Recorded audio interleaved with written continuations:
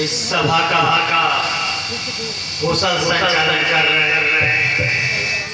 बड़े भाई, आपका बहुत बहुत धन्यवाद। और उससे भी पहले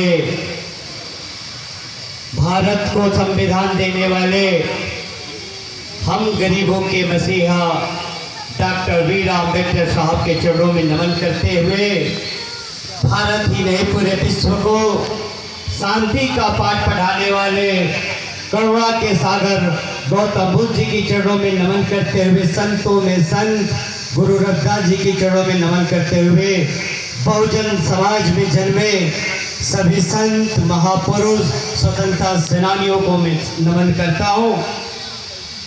करते हुए अपने बातों का प्रारंभ करता हूँ कि बाबा तेरे कलम के बल पे, बाबा तेरे कलम के बल पे इस भारत पे राज करते हैं, तेरे नियति पे हम नाज करते हैं। बदलेगा वक्त और जमाना, जय भीम घोष के साथ इस कार्यक्रम का आगाज करते हैं। साथियों, बहुत ही मैं प्रसन्न हूँ कि इतने बौद्धिक लोगों के बीच में जो हमारे मार्ग प्रशस्त किए वक्ताओं के रूप में, हमारे अग्रज के रूप में बड़े भाई उपस्थित हैं, हमारे नौजवान साथी उपस्थित हैं। यह सौभाग्य हमारा है तो बाबा साहब का देन है। साथियों, हम उस दौर से गुजर रहे हैं कि बाबा साहब ने नहीं सोचा था कि जब संविधान सभा में 1949 को जब संविधान सौंप रहे थे तो बाबा साहब के जीवन का सबसे प्रसन्न और सबसे खुशी का दिन था। खुशी का दिन इसलिए था कि जितने आताताई सरकारों से झेलते हुए, छुआछूत की कुरीतियों से झेलते हुए, बढ़ती हुई गरीबी और अमीरी से झेलते हुए, जिस व्यक्ति को पढ़ने का अधिकार नहीं था, जिस व्यक्ति को लिखने का अधिकार नहीं था, जिस व्यक्ति को विद्यालय में घुसने का अधिकार नहीं था, वो बालक, वो हमारे मसीहा भारत ही नहीं पूरे विश्व का सबसे बड़ा लोकतांत्रिक संविधान देने वाले हमारा बाबा साहब थे। साथियों, हमारे बाबा साहब थे। आज वह दिन है, हमको बोलने का अधिकार है, पढ़ने का अधिकार है, लिखने का अधिकार है और लड़ने का अधिकार है। फिर भी हम आप कहीं ना कहीं दूर रह रहे हैं, क्योंकि जब बाबा साहब ने संविधान सौंपा था तो कहे कि साथियों, संविधान तो दे के जा रहा हूं, हम कारवां तो यहाँ छोड़ के जा रहा हूँ, कम से कम हमारी बढ़ती हुई इस कारवां को आगे मत बढ़ा पाना, तो कम से कम पीछे भी उसको ढकेलने का कार्य मत करना। लेकिन आप देख रहे हैं महोदय कि वर्तमान की जो सरकार है, वर्तमान की जो ये दृश्य चल रहा है, वर्तमान में जिस गलियारों से आपकी सामाजिक परिवर्तन रुकती हुई जा रही है, कहीं ना कहीं बाबा साहब का संविधान पीछे ढकेला जा रहा है, कहीं ना कहीं संविधान पे हमला हो रहा है, कहीं ना कहीं हमारे बहुजन विरासत को ढकेला जा रहा है, हमारे बहुजन विरासत को नष्ट किया जा रहा है। इसका जिम्मेदार हमारे बहुजन महापुरुष नहीं है, इसके जिम्मेदार हमारी माताएं नहीं है, हमारे अग्रज नहीं है, अब इसके जिम्मेदार ये युवा साथी है, क्योंकि इनको जो करना तो कर दिए। अब ये जिम्मेदारी ये बीड़ा उठाना पड़ेगा उन नौजवानी बहनों को, उन नौजवानी युवा साथियों को, क्योंकि कहा जाता है कि जिस ओर जवानी चलती है उस ओर जमाना चलता है, क्योंकि युवा है इस भारत का कर्णधार है, या युवा है इस भारत का भविष्य है। इसलिए उन युवाओं से मैं निवेदन कर रहा हूँ कि सोचिए कितने निरंतर से, कितने फेरते हुए जो अपना सुख संपत्ति सब त्याग दिए। वो चाहते तो भारत के स्वतंत्र कानून मंत्री बने, आराम तो नैसी के कमरों से नहीं निकलते। वो चाहते तो जनमान जो मना तो मनवादियों में लिख देते, और जो सीट बनती हो चाहते तो प्रधानमंत्री को बन सकते थे। लेकिन नहीं साहब, उन्होंने तो आजीवन आपकी लड़ाई लड़ी, उन्होंने आजीवन आपके अधिकार की बात करी, क्योंकि जब संविधान सभा में, जब लोकसभा में जाने की बात हुई तो मनवादियों ने चेतावनी दिया कि तुमको हम संविधान में हिलने नहीं देंगे, तुमको संसद में हिलने नहीं देंगे। लेकिन बाबा साहब भी दीक्षांत थे कि जब तक हम संविधान, जब तक हम उस राज्यसभा, जब तक उस संसद में नहीं जाएंगे, अपने गरीबों के हक और अधिकार की बात कैसे रख पाऊंगा।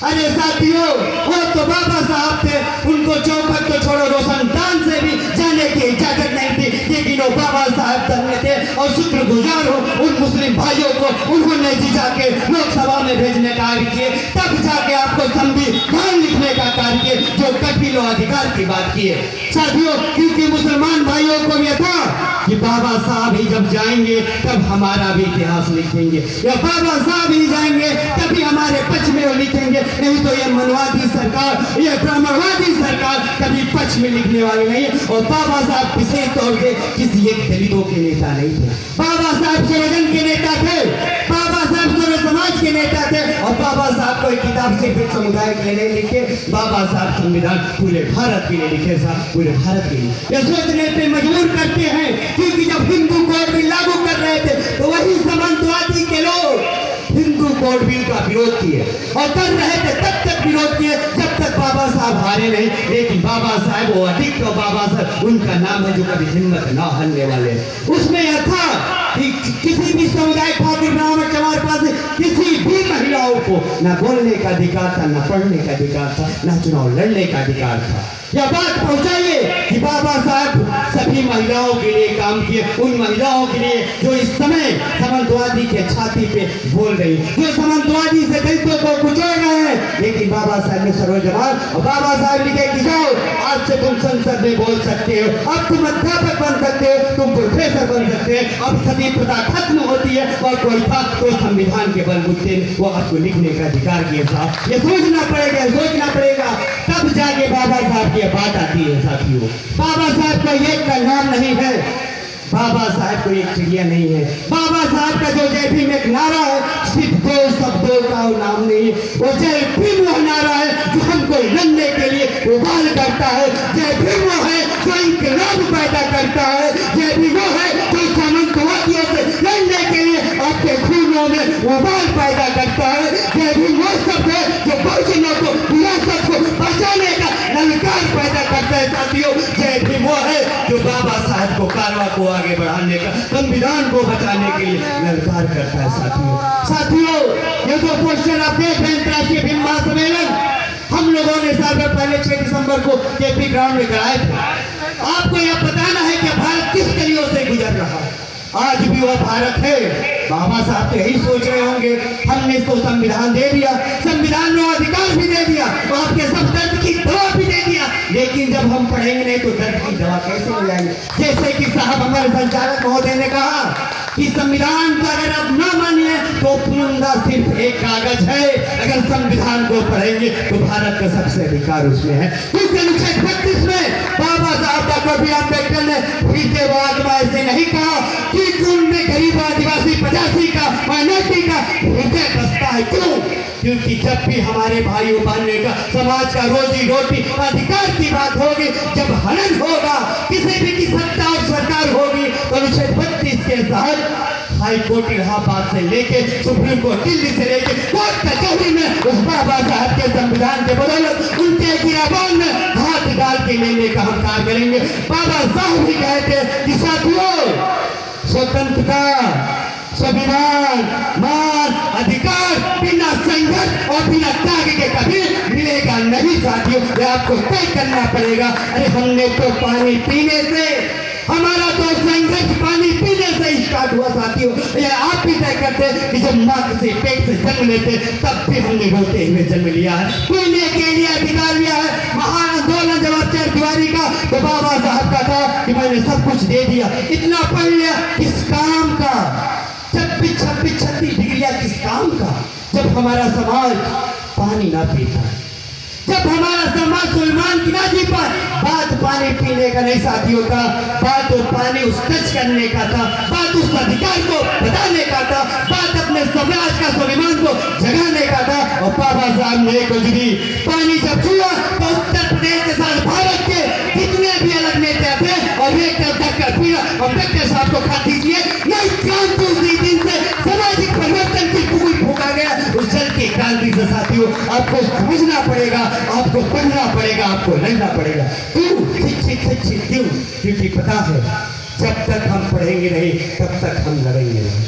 जब तक हम पढ़ेंगे नहीं तब तक आगे नहीं बढ़ेंगे। बाबा साहब भी कहते कि शिक्षा और शेरनी का दूध है, जो पिएगा वो दहाड़ेगा। ग्राम प्रधान से लेके प्रधान अध्यापक से लेके प्रधान भारत का प्रधानमंत्री बन सकता है। साथियों, यह आपको तय करना है। तो हमको इस देश का शासक बनना है। तो मनुवादियों को चपरासी बन के उनकी जूतियां साफ करना है, उनका जूता साफ करना है, उनको नाले साफ करना, ये तय आपको करना है साथियों। क्योंकि आपके सामने विद्यालय है, किताब है, पेन है, क्योंकि उनसे मैं लड़ूंगा। भगत सिंह कहते कि बंदूक और गोलों से इनकलाब पैदा नहीं होती, यह शिक्षा की नोक तेज की और तलवार की धार से इनकलाब पैदा होता है। साथियों, इनकलाब पैदा होता है, यह आपको तय करना पड़ेगा। हमें इनकलाब पैदा करना है कि हमको कायरता पैदा करना है। यह वर्तमान की स्थिति क्या है? आप कहें कि भारत सुरक्षित है, संविधान सुरक्षित है। साथियों, रोहित वेमुला का संस्थानिक हत्या हो रही है, आप कह रहे कि संविधान सुरक्षित है। हमारी बहन बेटियों के साथ बलात्कार हो रहा है, आप कह रहे कि संविधान सुरक्षित है। 2 अप्रैल को SC/ST एक्ट को खत्म किया जा रहा है और आप कह रहे कि संविधान सुरक्षित है।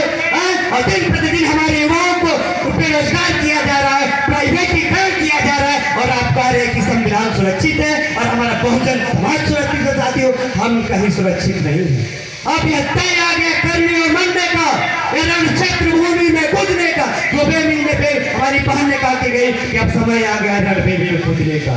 तभी मैं कहता हूँ कि लहरों की रवानी का एहसास करा देंगे हम। बहुजन साथियों, लहरों की रवानी का एहसास करा देंगे हम। अगर आपने साथ दिया तो पुनः बाबा साहब के संविधान को वास्तविक धरातल पर उतार कर मनुवादी व्यवस्था को उसने नष्ट करने का एहसास करा देंगे हम, एहसास करा देंगे हम। ये तय आपको करना है साथियों।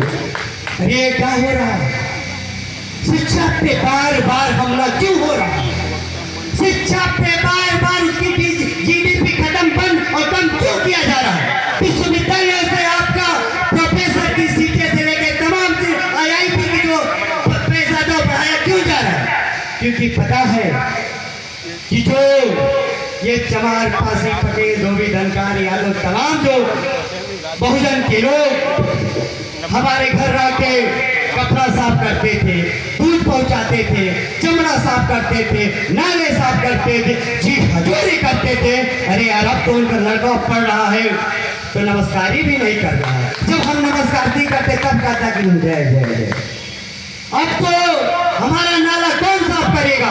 RSS साथियों 100 साल बाद की सोचती है, वर्तमान में सत्ता में है, फिर भी चैन से नहीं बैठी है, क्योंकि उनका मकसद है इस भारत को हिंदुत्व राष्ट्र बनाना। और डॉक्टर बी आर अम्बेडकर साहब ने कहा था 1940 में कि हिंदू राष्ट्र जिस दिन बन जाएगा उस दिन संविधान पूर्ण रूप से खतरे में आ जाएगा, उस दिन पूरा दलित बहुजन समाज नष्ट होता हुआ दिखाई देगा। साथियों, इसलिए भारत को कभी हिंदुत्व राष्ट्र बनने मत दीजिएगा। तब जाकर 1956 में मरते मरते बाबा साहब ने कहा था कि साथियों, हमारे बस में तो नहीं था कि हम हिंदू जन्म में पैदा हुए, लेकिन हमारे बस में है कि हम हिंदू नहीं मरेंगे। तब जाके दीक्षा भूमि में बाबा साहब 1956 में उस बौद्ध धर्म को ग्रहण करे, क्योंकि बौद्ध धर्म को बहुत समझे, हर धर्मों को समझे, सिख ईसाई तमाम धर्मों को समझे, लेकिन उन धर्मों से सिर्फ बाबा साहब बौद्ध धर्म को क्यों ग्रहण किए? क्योंकि बौद्ध धर्म की क्या पहचान? मानो मानो एक समान। बौद्ध धर्म की क्या पहचान? मानो मानो एक समान। और ये पता है कि हिंदुत्व राष्ट्र को कोई विचारधारा रोक सकता है तो अम्बेडकरवादी विचारधारा रोक सकता है। हिंदुत्व को कोई नष्ट कर सकता है तो बौद्ध धर्म ही नष्ट कर सकता है, क्योंकि हमारा धर्म नहीं है, धर्म तो अफीम है, हमारा धर्म है जो सच को कहने की बारी करता है, जो सच की राह दिखाता है, जो न्याय की बंधुता समानता की बात करता है, हमारा धर्म है, ना कि अफीम वाला हमारा धर्म है। साथियों, ये आपको तय करना पड़ेगा उस भेड़ियों में गुजरने की। अरे हमारे पास बचा है क्यों? कार्ल मार्क्स ने कहा था भारत